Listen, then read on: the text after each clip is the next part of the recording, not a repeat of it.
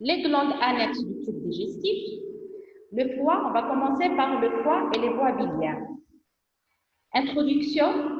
Le foie est la plus volumineuse glande de l'organisme, pesant environ 1,5 kg chez l'adulte.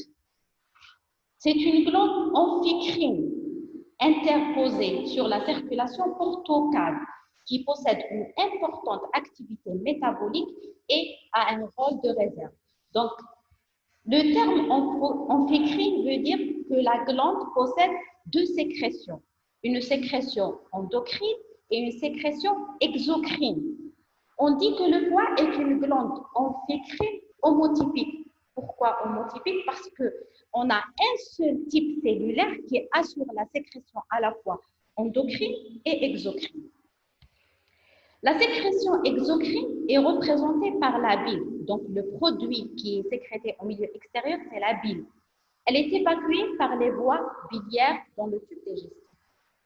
La sécrétion endocrine, elle n'est pas de nature hormonale, parce que dans nos têtes, lorsqu'on dit sécrétion endocrine, c'est-à-dire il y a une libération hormonale. Donc, la nature de la sécrétion endocrine n'est pas hormonale. Elle regroupe nombreuses protéines sanguines et de substances non protéines comme le glucose. C'est la même cellule qui est l'hépatocyte ou la cellule hépatique qui est responsable de ces deux types de sécrétion. Donc, l'hépatocyte assure une sécrétion endocrine et exocrine. C'est pour ça qu'on dit que le foie est une glande amphicrine homotypique. Le foie a une origine ontoblastique et dérive de l'intestin primitif. Donc, c'est l'épithélium de l'intestin primitif, l'ontoblaste, qui va donner le foie chez l'adulte. La structure histologique du foie. On a deux structures. On a des formations conjonctives et le parenchyme glandulaire. On va commencer par la description des formations conjonctives. Premièrement, on a une capsule d'enveloppe. Le foie possède une capsule. On appelle cette capsule la capsule de Glisson. À partir de cette capsule, il y a des travées qui pénètrent à l'intérieur du parenchyme glandulaire qu'on appelle des cloisons conjonctives. Ces cloisons conjonctives servent une voie de marche ou de cheminement des vaisseaux sanguins, des nerfs et des conduits biliaires intra-hépatiques. Donc, les conduits biliaires et les vaisseaux sanguins et les formations nerveuses, on les trouve dans ces formations conjonctives. Deuxièmement, le parenchyme glandulaire. Il est découpé par des travées conjonctives incomplètes en lobules. Chaque lobule représente l'unité histologique du foie. Donc, l'unité descriptive du parenchyme glandulaire, on va décrire le lobule hépatique. Donc, ce lobule hépatique apparaît, donc la forme de ce lobule, il apparaît grossièrement polygonal. Il est limité incomplètement par des plages conjonctives qu'on appelle les espaces portes ou espaces de Kiernan. Ce lobule hépatique est centré par une lacune vasculaire. On appelle cette lacune la veine centrolobulaire. Donc, voici une coupe histologique du foie. Donc, tout ça, c'est une coupe histologique qui montre le parenchyme hépatique. Donc, on voit que le parenchyme hépatique, donc, vous voyez cette structure qui est limitée donc, par des cloisons conjonctives, ça s'appelle le lobule hépatique. Donc, ce lobule hépatique, l'aspect, il apparaît polygonal. Donc, ce lobule hépatique est centré par une fente vasculaire. On appelle cette fente vasculaire la veine centrolobulaire.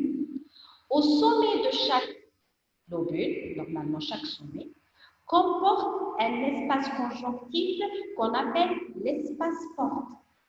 Donc, le lobule hépatique, qui est l'unité histologique de structure du foie, donc elle a un aspect polygonal, elle est centrée par une veine centrolobulaire, et au sommet du polygonal, il y a un espace conjonctif qu'on appelle des espaces portes. Et tout ça au milieu, c'est le parenchyme glandulaire qui est constitué par les cellules hépatiques, appelées encore les hépatocytes. L'espace porte, donc on va décrire les éléments histologiques qui constituent l'espace porte. L'espace porte est une formation conjonctive qui contient une artère qui est une branche de l'artère hépatique. Donc l'artère hépatique va donc pénétrer, donc elle va au foie au niveau du lit, elle va va donner des branches à l'intérieur du foie.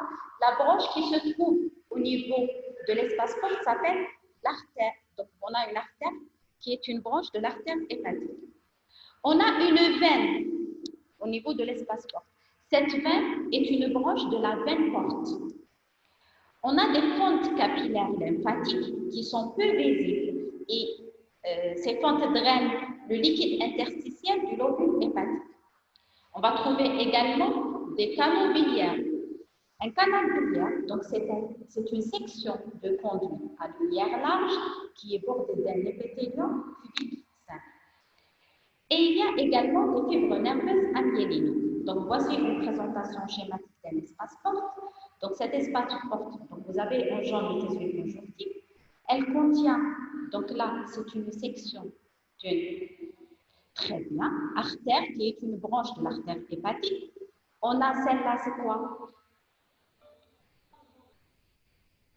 Normal. Là, on a schématisé quoi? Un vaisseau sanguin. La lumière, elle est large comparée à celle-là. Donc, c'est une veine. Cette veine, c'est une branche de la veine porte. On a également une lumière qui est bordée par un épithélium cubique simple. Là, c'est une section d'un canal biliaire. Donc, on va trouver une veine branche de la veine porte, une artère branche de l'artère hépatique, un canal biliaire, des fentes. J'ai dit des fentes lymphatiques qui sont peu visibles, elles apparaissent comme des lumières vasculaires et mouvements au sein du tissu conjonctif et il y a des fibres nerveuses. Voici l'aspect au microscope optique d'une copistologie qui montre l'espace porte. Donc vous avez, tout ça c'est une formation conjonctive. Donc là vous avez les cellules hépatiques, en H c'est les hépatocytes. Donc voici tout ça c'est l'espace porte. Donc il comporte, donc là, cette lumière, c'est la lumière d'une veine comparée à celle-là. Donc là, vous avez l'artère et là, vous avez la veine. Donc, on a une veine qui est une branche de la veine porte, artère, branche de l'artère hépatique. On a des fentes lymphatiques en L et vous avez là une lumière qui est bordée par une seule assise de cellules cubiques. C'est le canal biliaire. Maintenant, on va décrire le parenchyme intralobulaire, donc le parenchyme glandulaire du lobule hépatique. Il s'étend de la veine centrolobulaire aux espaces portes. On lui reconnaît 4 types de constituants. On a les cellules hépatiques ou les hépatocytes. Ils sont disposés en travées radiaires. On appelle ces travées hépatocytaires des travées de Raynaud. Deuxième élément, on a des capillaires sanguins. Ces capillaires sont appelés des capillaires radiés parce qu'ils ont une disposition également radiaire de la veine centrolobulaire aux espaces portes. Ces capillaires sont de type sinusoïde. Donc, ces capillaires possèdent un endothélium qui est discontinu et une lame basale qui est discontinue, permettant un passage cellulaire. Ces capillaires forment des fentes vasculaires entre les lames cellulaires. Donc, on les trouve entre les travées hépatocytaires. Donc, on a dit que les cellules hépatiques forment des travées. Entre ces travées cellulaires, il y a des capillaires sénosoïdes. À leur niveau, on décrit 3 types cellulaires, c'est-à-dire au niveau des capillaires sénosoïdes. Il y a des cellules endothéliales, c'est normal, donc c'est les cellules qui forment la paroi du capillaire. Ces cellules endothéliales sont séparées de l'hépatocyte par un espace qu'on appelle l'espace de 10. Deuxième élément, deuxième type cellulaire, on a des cellules appelées les cellules de Kupffer. Ces cellules, ce sont les macrophages du foie. Donc les macrophages du foie, on les appelle cellules de Kupffer. C'est une cellule phagocytaire située dans la lumière du capillaire. Donc où on trouve ces cellules? C'est bon, à l'intérieur du capillaire sanguin. Elles participent à l'épuration du sang et elles pouvant phagocyter les bactéries et parasites circulants ainsi que des cellules altérées.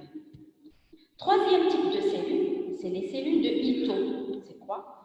Donc on trouve ces cellules dans l'espace de 10. Donc on a dit que les cellules de Kupffer, on les trouve dans la lumière du capillaire sanguin. Les cellules de Ito, on les trouve dans l'espace de 10, c'est-à-dire c'est l'espace qui sépare la paroi du capillaire sanguin et l'hépatocyte. Ces cellules leur rôle, elles stockent la graisse. En plus, donc là, on a dit que le parenchyme intralobulaire comporte les cellules hépatiques, les hépatocytes, les capillaires sanguins. Troisième élément, on a une trame conjonctive de soutien. On appelle cette trame des fibres, donc il y a des fibres grillagées qui vont maintenir toutes ces structures, les travées hépatocytaires, donc pour maintenir ces structures polygonales du lobule hépatique. Et en plus, il y a les canalicule biliaires. On va voir une présentation schématique du lobule hépatique. Donc là, c'est une partie uniquement du lobule hépatique. Donc on a dit que le lobule est centré par la veine centrolobulaire. Et vous avez au sommet du lobule les espaces portes. Maintenant, on a dit que le parenchyme lobulaire ou hépatique est constitué par, premièrement, on a dit les cellules hépatiques ou les hépatocytes. Voici les hépatocytes. On a schématisé les hépatocytes.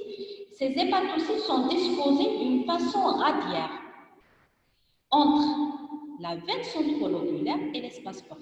Donc, ces travées radiaires hépatocytaires s'appellent les travées de Raymack. Entre ces travées de Raymack, donc dans ce vide, qu'est-ce qu'il y a? Il y a les capillaires sinusoïdes. Ces capillaires sinusoïdes, donc à leur niveau, donc on décrit trois types de cellules. Il y a des cellules endothéliales. Ce sont les cellules de la paroi capillaire. On va trouver également les cellules de Kupffer. On les trouve où? On les trouve dans la lumière du capillaire sanguin. Ces cellules de Kupffer, on a dit que ce sont des macrophages. Ils vont phagocyter des corps étrangers, que ce soit bactéries, parasites ou des cellules altérées. On définit entre la paroi, donc voici votre capillaire sanguin, les capillaires sinusoïdes ont également une disposition radiaire, comme les travées de Raymack.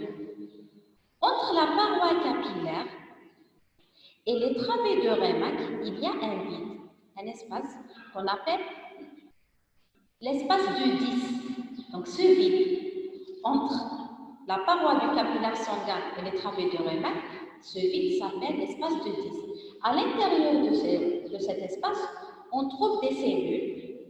Ces cellules, on les appelle des cellules de Ito. Voici une cellule de Ito. Le rôle, elle stocke la graisse. Ces capillaires sinusoïdes, généralement, on trouve des capillaires entre une veinule et une artériole, généralement. Donc, ces capillaires sinusoïdes font le relais entre les vaisseaux qui se trouvent au niveau de l'espace porte et la veine centrolobulaire. Donc, le sang va des vaisseaux, donc par exemple de l'artère hépatique. Ils prennent donc la voie des capillaires sinusoïdes pour arriver à la veine centrolobulaire. Il y a également, on a dit au niveau du parenchyme hépatique, les canalicules biliaires. Les canalicules biliaires, on va les décrire par la suite, on les trouve là, entre les hépatocytes. Donc les hépatocytes, il y a des formations qu'on appelle des canalicules biliaires. Voici une présentation donc en 3D du parenchyme hépatique. Donc le parenchyme hépatique, donc il est constitué de plusieurs lobules. Tout ça, ce sont des lobules hépatiques. Donc le lobule, voilà l'aspect polygonal du lobule. Il est limité par des cloisons conjonctives. Le sommet de chaque lobule fait les espaces portes. Chaque espace porte comporte une branche de l'artère hépatique, une branche de la veine porte, un canal biliaire. Donc ce parenchyme glandulaire est constitué en jaune, on voit les travées de Raymack, constituées par les hépatocytes, on les voit très bien ici, les travées. Entre les travées de Raymack, qu'est-ce qu'il y a? Donc ce vide. Dans ce vide, il y a des capillaires radiés qui sont des capillaires sinusoïdes. Donc ces capillaires vont donc faire la liaison entre les vaisseaux qui se trouvent au niveau de l'espace porte et la veine centrolobulaire. Voici au fort grossissement donc, de l'organisation des capillaires sinusoïdes. Donc on a dit, donc voici les vaisseaux de l'espace porte. En jaune, c'est les travées de Raymack, les hépatocytes, et vous avez la veine centrolobulaire au milieu. Donc les capillaires sinusoïdes, on voit très bien qu'ils se trouvent donc, entre les travées de Raymack. À l'intérieur de ces cellules, là là, on a schématisé les cellules de Kupffer. On a dit on les trouve uniquement au niveau de la lumière capillaire. C'est les macrophages. Entre normalement là, ici, le vide entre la paroi du capillaire et l'hépatocyte, c'est l'espace de 10. Dans cet espace, on trouve les cellules de Ito. Pour les canalécules biliaires, donc voici ces pointillés en jaune. Là, ces formations en vert, ces formations en vert représentent les canalécules biliaires. Les canalécules ne possèdent pas une paroi propre, donc comme le canal biliaire au niveau de l'espace porte. Le canal biliaire, on a dit qu'il est bordé d'un épithélium cubique simple. Les canalécules biliaires sont formées uniquement par une dépression de la membrane plasmique des hépatocytes. Donc voici l'hépatocyte. Il y a deux cellules adjacentes. La dépression, donc on va voir par la suite la description du microscope électronique. Il y a une dépression de la membrane plasmique formant le canalécule. Ces canalécules, donc on a dit que l'hépatocyte est responsable de la sécrétion de la bile. Donc il élabore la bile. Cette bile sera sécrétée dans ce canalécule biliaire, c'est une sécrétion exocrine, et il va vers l'espace pour l'évacuation au sein du canal biliaire au niveau de l'espace porte. Ensuite, il va dans les voies biliaires extra-hépatiques. Voici une présentation, une photo du lobule hépatique vu au microscope optique. Donc, c'est une coupe histologique du foie. Sur cette photo, on voit le parenchyme, le lobule hépatique. Donc, on a la forme polygonale. Donc, tout ça, c'est des formations conjonctives en bleu. Au centre, vous avez une fente vasculaire. Donc, cette fente vasculaire, c'est la veine centrolobulaire, très bien. Et vous avez les espaces portes. Les espaces portes, qu'est-ce que vous avez? Celle-là, c'est quoi? Très bien. Artère qui est une branche de l'artère hépatique. Vous avez la veine. Normalement, on a un canal biliaire. On ne le voit pas ici. Sur cette vue, on ne le voit pas. Donc, on voit très bien uniquement la veine centrolobulaire. Donc, même ici, on ne voit pas un canal biliaire. Donc, c'est ça dépend. La coupe, hein.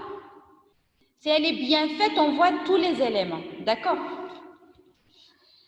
Donc là, c'est une vue au microscope optique des travées de Raynaud vue au fort grossissement. Donc, on voit très bien. Donc là, les grandes cellules, c'est les hépatocytes. Donc, les travées de Raynaud. Et là, le vide, c'est les capillaires radiés ou les capillaires sénozoïdes. Là, en E, c'est la cellule endothéliale, du capillaire radié ou le capillaire sénozoïde.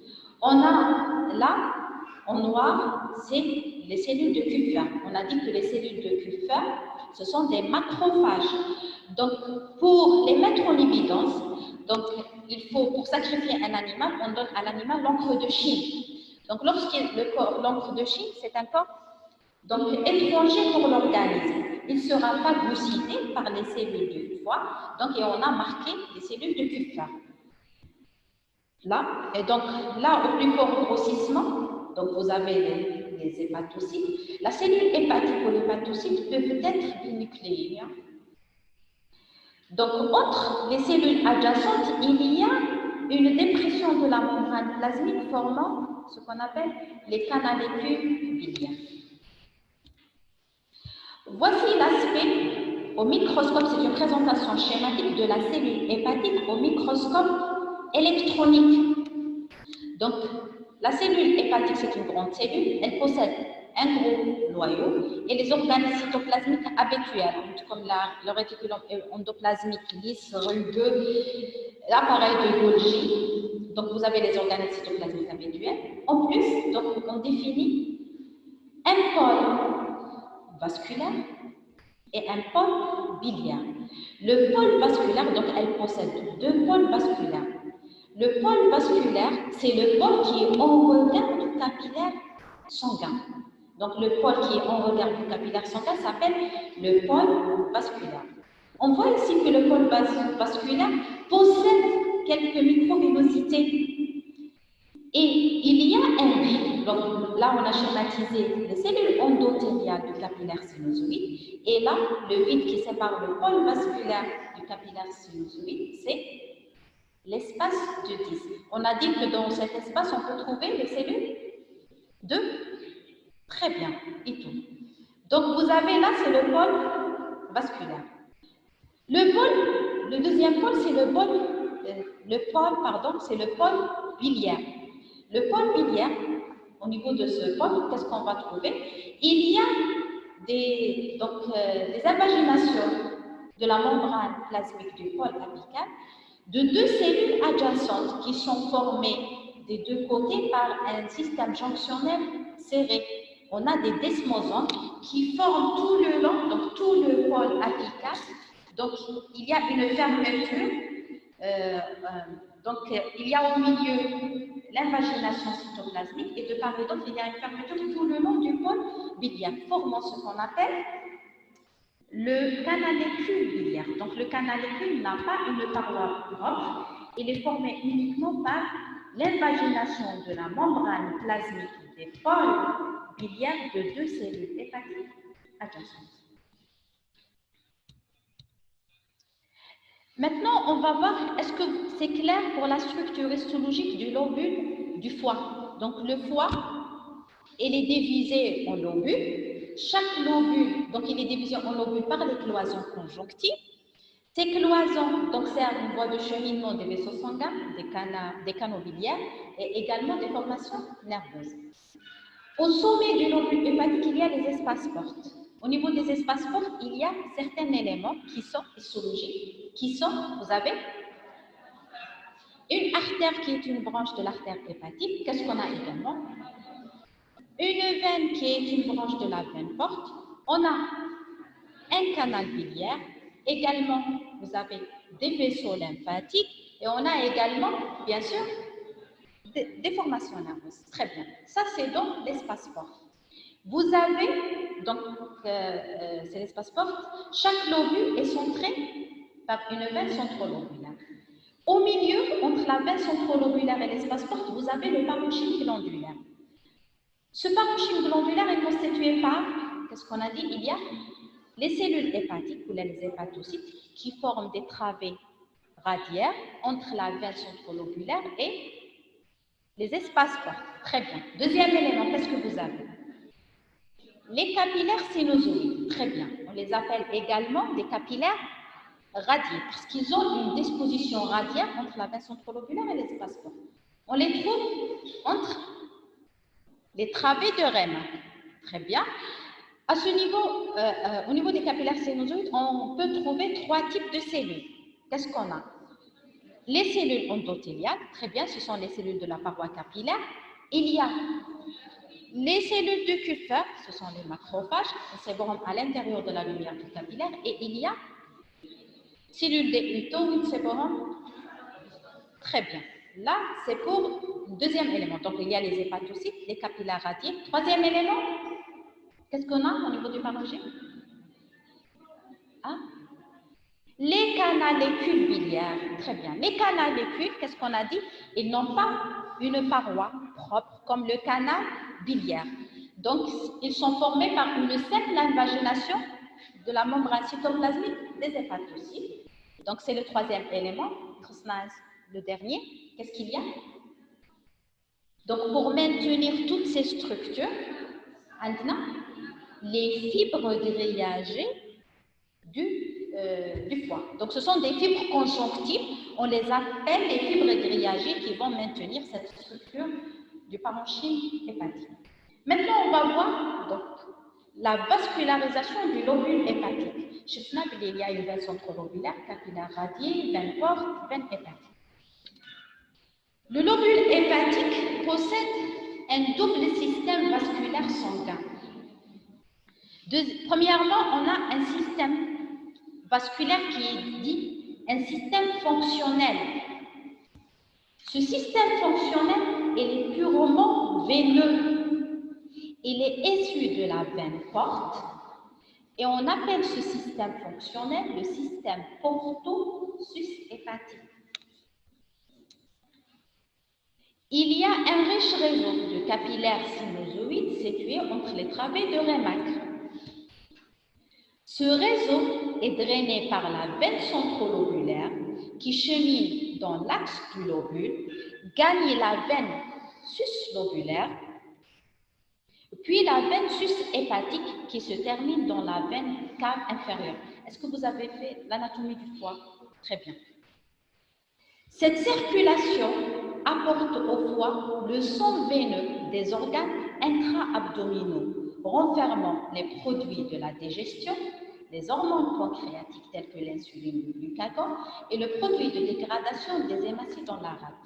Donc la veine porte, donc c'est le sang qui circule au niveau de cette veine. Il va apporter du sang à partir de quoi? Le sang qui se trouve au niveau de la veine porte. La rate, la veine splénique, plus la veine mésentérique. Donc ces deux veines vont s'aboucher, on a la veine porte. Donc le sang qui arrive au niveau de l'espace porte par la veine porte. Donc c'est un sang qui est riche en quoi? Nutriments plus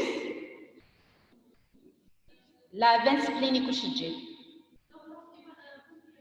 Les produits de dégradation, au niveau de la rate, on a la dégradation des hématies non fonctionnelles. Donc, il va apporter les produits de dégradation des hématies non fonctionnelles. Donc, au niveau de la veine porte, on a les produits de dégradation de l'hémoglobine et on a les nutriments au niveau de cette veine porte.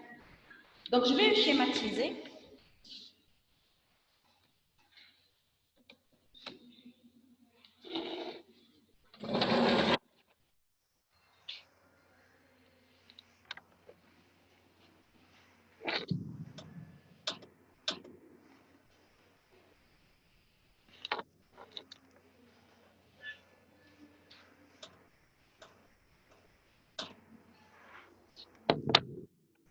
Donc, je schématise.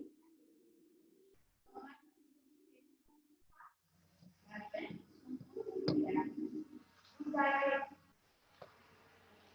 les travées et la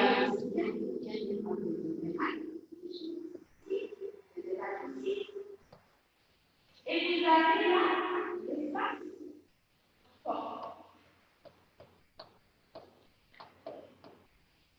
Dans l'espace fort, qu'est-ce qu'on a dit?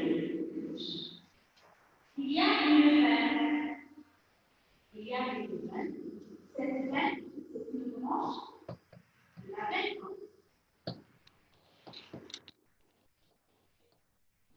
Donc le sang avec qui va apporter les produits de dégradation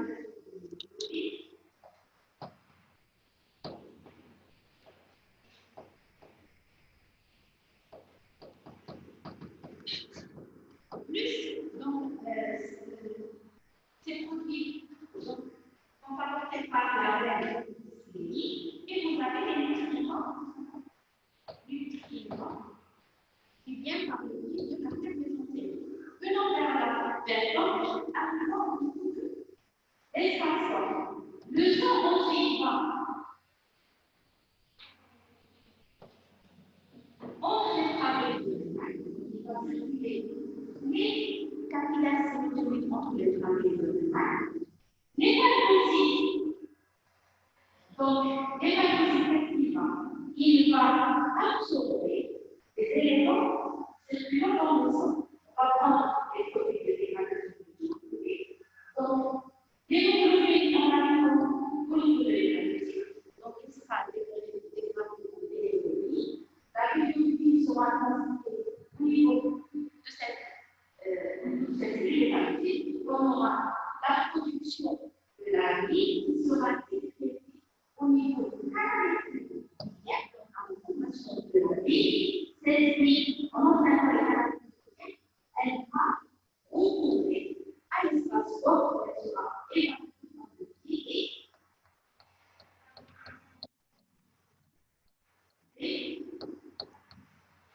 des canaux qui vont vers les voies lumières. Donc là, c'est pour les produits de dégradation de l'hémoglobine. Ce sang également apporte les nutriments apportés par l'hémoglobine. Donc les nutriments vont être absorbés également par le tels que vous avez les acides aminés, vous avez tous les lipides. Cette cellule, par exemple, si on a l'absorption du glucose, elle va transformer le glucose pour le stocker et on aura une sécrétion sanguine. Donc, la cellule hépatique va avoir une sécrétion endocrinée, une sécrétion endocrinée. La sécrétion endocrinée se fait la sécrétion endocrinine se fait ensuite, ce sera vers la veine centrolobulaire. Ensuite, suslobulaire. Ensuite, vous avez, il va vers la veine sus-hépatique. Ensuite, il y aura la veine cave interne. Donc, on appelle le fonctionnement, le rôle de cette condition vasculaire, on appelle ce système fonctionnel. Donc, on appelle ce système fonctionnel pour parce qu'il vient de la veine hépatique.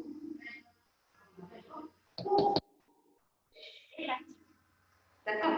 Cette circulation vasculaire, on appelle le système porto-sus-hépatique. Ça, c'est pour le système fonctionnel. Deuxièmement, le système nourricier.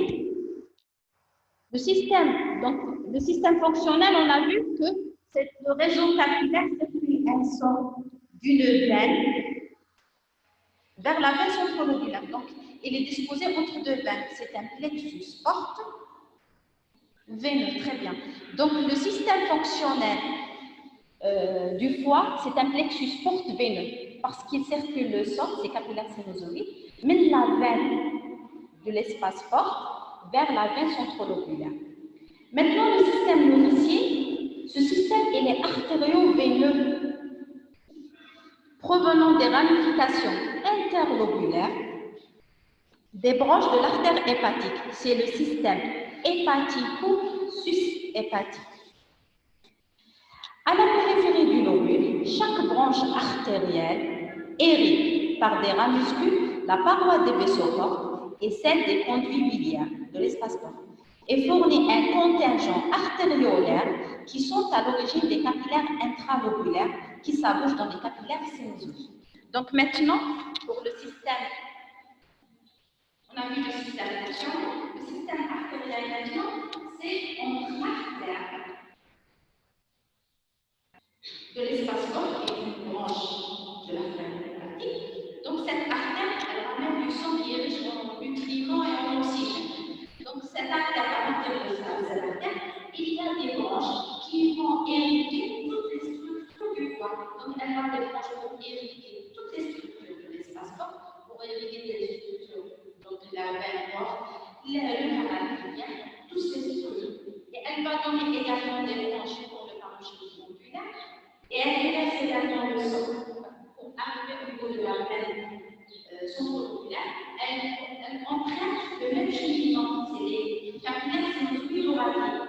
Donc, le sang qui est vers la veine centrolobulaire, ensuite il va vers la veine suslobulaire et sus-hépatique. C'est pour ça qu'on appelle le système hépatico, parce qu'il vient de l'artère hépatique, sus-hépatique. C'est un système artério, c'est une artère veineux, la veine centrolobulaire. On appelle ce système un système nourricier. D'accord? Donc, ce système de vascularisation du système nourricier, il est artério veineux. Donc, le sang vient de la branche de l'artère hépatique et il va vers la veine centrolobulaire. On appelle également ce système hépatico. Donc le premier, c'est le système fonctionnel, c'est un plexus porte veineux, très bien. Et le système nourricier, c'est un réseau artério-veineux. Voici une présentation schématique.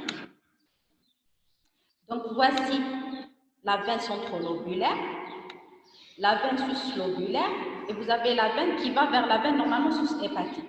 Donc, le sang qui vient au niveau de la veine porte, la veine porte, elle va donner des branches à l'intérieur du parenchyme. Chaque branche tranche un espace porte. Donc, vous avez le plexus porte veineux, donc c'est entre la veine de l'espace porte et la veine centrolobulaire, donc un blanc bleu. Donc, c'est un réseau capillaire entre la veine de l'espace porte et la veine centrolobulaire. On appelle ce système un système nourricier ou la fonctionnelle. Très bien. Le système nourricier, donc hépatico-sus-hépatique, c'est un réseau capillaire entre l'artère, branche de l'artère hépatique, et la veine centrolobulaire. Donc, il est artério-veineux. Donc, on voit très bien là le cheminement des capillaires sanguins entre les travées de Raynaud. Donc, on voit ici les canalicules biliaires qui vont.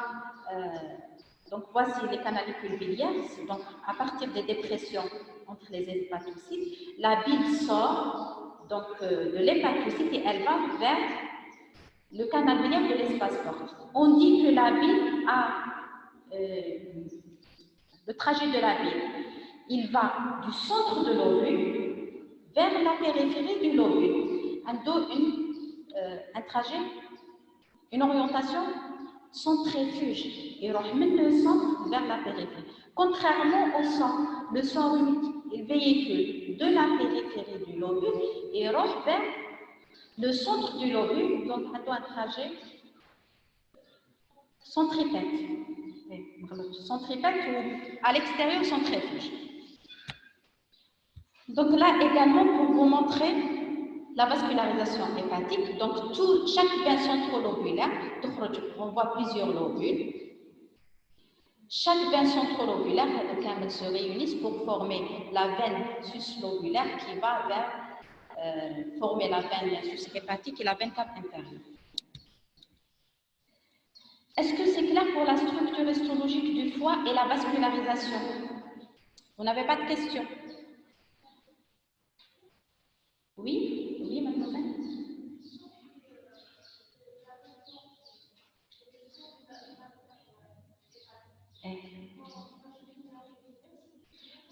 Donc, oui, les deux, que ce soit le sang artériel ou le sang veineux, vont emprunter donc le sang qui arrive soit par la veine porte, soit par l'artère hépatique, les capillaires sinusoïdes. D'accord. Ensuite, la cellule, d'accord. Est-ce que vous avez d'autres questions concernant la structure histologique du foie? Oui? Vous avez des... Non. On continue la structure histologique de la paroi des voies biliaires extra-hépatiques. En intra-hépatique, on a les canalicules biliaires, leur paroi, les canalicules. Très bien. Donc, la paroi est formée par une simple dépression de la membrane plasmique des hépatocytes. Et vous avez également les canaux biliaires, c'est une seule assise de cellules cubiques simples. Les voies biliaires extra-hépatiques comportent 3 tuniques. Vous avez une muqueuse, donc la muqueuse comporte un épithélium unistratifié fait de cellules prismatiques portant un plateau strié apical qui m'a les entérocytes. Un chorion conjonctivo-vasculaire avec des glandes tubuleuses ramifiées de type muqueux. Donc la muqueuse, donc les voies biliaires extra-hépatiques comportent 3 tuniques. De la lumière vers l'extérieur, la première couche c'est la muqueuse. La muqueuse a un épithélium et un chorion. L'épithélium c'est un cylindrique à plateau strié. Le chorion, il est conjonctivo-vasculaire et il comporte des glandes de type muqueux. La musculeuse, elle est constituée de fibres musculaires lisses, diversement orientées, formant les sphincters. Et une adventice, qui est de nature conjonctivo-élastique. La structure histologique de la paroi maintenant de la vésicule biliaire, elle se distingue par les caractéristiques suivantes. La muqueuse, elle comporte de nombreux replis muqueux liés à l'état de vacuité de l'organe. Ces replis disparaissent lorsque la vésicule est pleine. Donc, les replis muqueux, on les trouve uniquement lorsque la vésicule biliaire elle est vide. Lorsqu'elle est pleine, on ne voit pas de repli. L'épithélium est prismatique simple, contient des cellules à plateau strié, des cellules caliciformes et de rares cellules endocrines. La musculeuse, on reconnaît une couche plexiforme au niveau de la vésicule, une couche longitudinale interne et circulaire externe au niveau du col de l'organe. Le feuillet, normalement les voies biliaires extra-hépatiques, on a que la troisième couche, c'est une adventice. Au niveau de la face péritoniale de la vésicule biliaire, donc la vésicule biliaire possède une face péritoniale. Lorsqu'on dit il y a du péritoine, donc on n'a pas une adventice, mais il y a une séreuse. Donc vous avez un feuillet viscéral du péritoine qui remplace l'adventice conjonctivo-élastique sur la face péritoniale de la vésicule biliaire. Voici une photo qui présente une coupe histologique des voies biliaires. Donc, on voit un épithélium qui est de type unistratifié. On voit que c'est un épithélium unistratifié, cylindrique, les cellules sont hautes, avec présence, normalement, il y a, là je ne les vois pas, il faut passer au grossissement pour voir le plateau strié. Donc, normalement, ce sont des cellules à plateau strié et il y a les vides, c'est les cellules caliciformes. Donc, vous avez un chorion conjonctif et on voit ici des fibres musculaires lisses. On voit surtout la muqueuse ici. Hein. Ah, c'est bon. Donc, c'est bon pour le foie. Est-ce que vous avez des questions concernant le foie? On continue avec le pancréas, exocrine et on termine. Le pancréas exocrine. Donc, le pancréas, c'est une glande également amphicrine. Très bien. Elle possède les deux sécrétions à la fois, sécrétion endocrine et une sécrétion exocrine. La sécrétion endocrine, elle est assurée par le pancréas endocrine ou bien appelé encore les élos de Langerhans. Très bien. Donc, ces cellules de Langerhans assurent une sécrétion endocrine. Et il y a une sécrétion exocrine qui est assurée par les acénies sécrétoires ou le pancréas exocrine. Donc, on a deux types cellulaires différents qui assurent cette double sécrétion. Donc, il y a des cellules qui sécrètent, qui assurent la sécrétion endocrine. Il y a d'autres cellules qui assurent la sécrétion exocrine. Donc, puisqu'il y a deux sécrétions, c'est une glande amphicrine. Et on a deux types cellulaires différents, donc on dit que c'est une glande amphicrine hétérotypique, très bien, contrairement au foie qui est une glande amphicrine homotypique.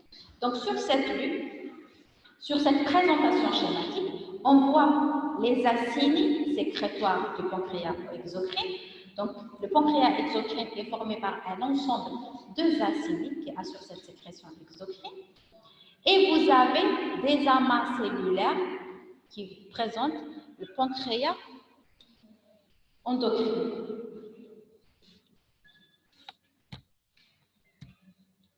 Voici une présentation schématique.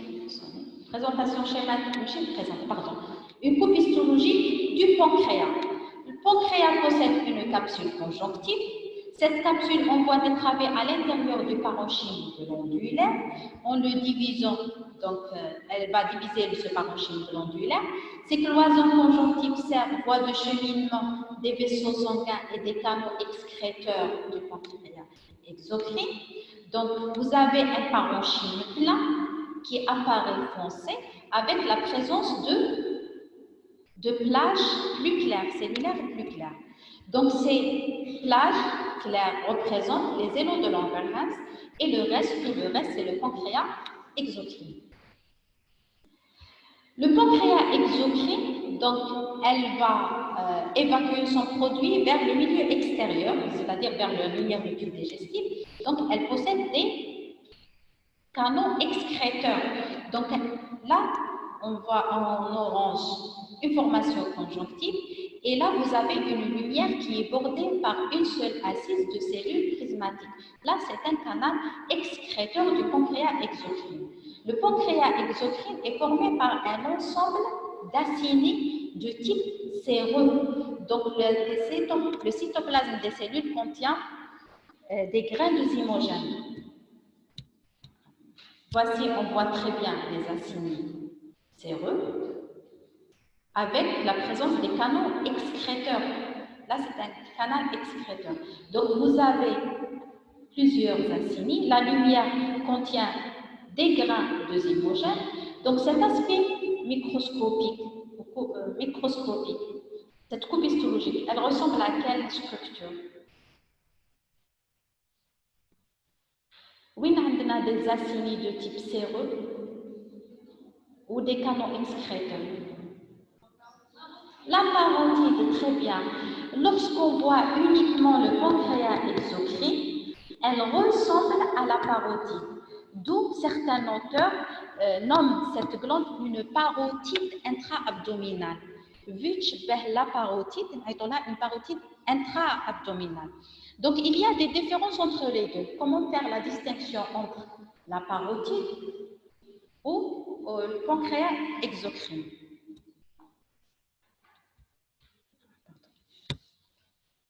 Sonner des diapos. Pardon? Donc, pour faire la distinction entre le pancréas exocrine et la parotide. Donc, c'est la même structure histologique. Une coupe histologique au niveau du pancréas, déjà au faible grossissement, on voit le pancréas endocrine, les élos de Langerhans, qui est une glande trabéculaire non orientée. Donc, sur une coupe histologique, on va voir des amas cellulaires.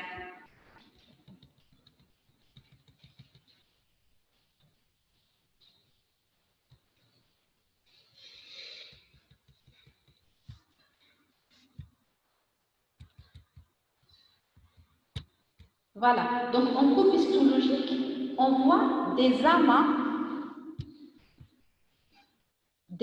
cellulaires, donc c'est une glande trabéculaire non orientée, et à l'intérieur, il y a des vaisseaux sanguins. Puisque c'est une glande endocrine, le produit de sécrétion est déversé au niveau du sang. Pancréas exocrine, normalement, au niveau de la parotide, qu'est-ce qu'on a? Il y a les acinis. Chaque acénus, la lumière, est formée par une seule assise de cellules pyramidales. Il compte le noyau arrondi et la lumière, elle est étroite pour la parotide. Et à l'extérieur, qu'est-ce que vous avez? Des cellules séreuses de la parotide. Qu'est-ce qu'on a? Non. Donc, vous avez, lorsqu'on schématise,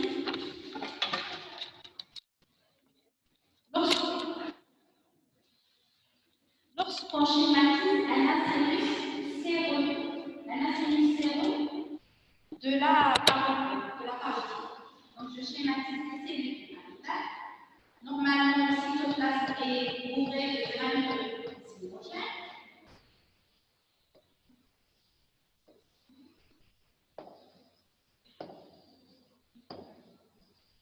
Donc, vous avez la basale. Entre les cellules, qu'est-ce que vous avez? Vous avez des cellules étoilées.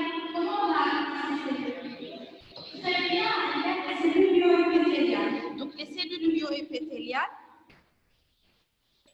ce sont des cellules étoilées qui se trouvent à la périphérie de la cellule. Donc, le rôle de ces cellules, ce sont des cellules qui ont une propriété contractile. Donc, en se contractant, la cellule permet d'évacuer son produit vers une glande excréteur. Au niveau du pancréas, on n'a pas ces cellules épithéliales, mais on a à l'intérieur de la cellule des cellules qu'on appelle des cellules centroacineuses. Donc, on les voit, on a schématisé ici les cellules. Donc, à la périphérie du pancréas exocrine, à la périphérie des acinis du pancréas exocrine, il n'y a pas de cellules myoépithéliales, mais on trouve au centre de la cellule des cellules qu'on appelle les cellules centroacineuses. Donc, pour faire la différence entre le pancréas et la parotide, c'est la présence des cellules épithéliales au niveau de la parotide et au niveau du pancréas, on trouve les cellules centro-aciniques. C'est ça pour. Et vous avez la même structure pour les acinés et les canaux extraits. C'est bon. Oui? Non, les cellules centro-aciniques, on dit que ce sont des cellules jeunes. Ce sont des cellules jeunes. Ces cellules jeunes, donc en se divisant, elles vont donner les cellules des acinées, les cellules séreuses des acinées. Donc ce n'est pas le même ordre. Par contre, les cellules centro-aciniques, les cellules épithéliales au niveau de la parotide, on est voilà. Est-ce que vous avez des questions concernant tout ce chapitre? Est-ce que vous avez des questions? Je vous remercie. Maman. Et il me reste une diapo. Elle dit que la dernière diapo pour faire la comparaison des différents segments du tube digestif. شفتوها؟ la dernière diapo سمعتكم.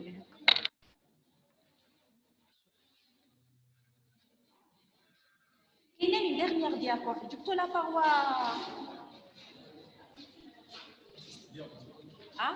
شكون اللي بعثيولي مش كيف هذا على بالك حتى انا يخصوني دي دياكو بس هذا مش كاين فيه ما فيهاش حاجه وري عندي بليزيور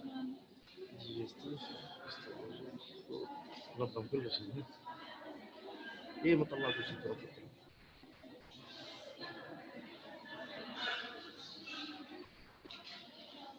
القلوب ايه يخصوني شفت يخصوني دي دياكو ها ماشي كيف لا سي هذا اللي درتو بيه غاطس هذا هو لا ماشي هذه كتبه ما خرج ما شفتوهاش انا ما درت هذا هو سيلو ما خسرتكمش هضراتكم تقلب شبال درتي له لا كونفيرسيون مزيان اصبر شوف مزيان كاع ما حفظتيش شفتوها لا ديرنيير ديابو زبان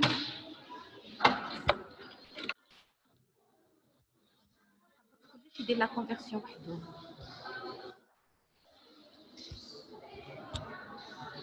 دير فان ايه اسكو Est-ce que vous avez le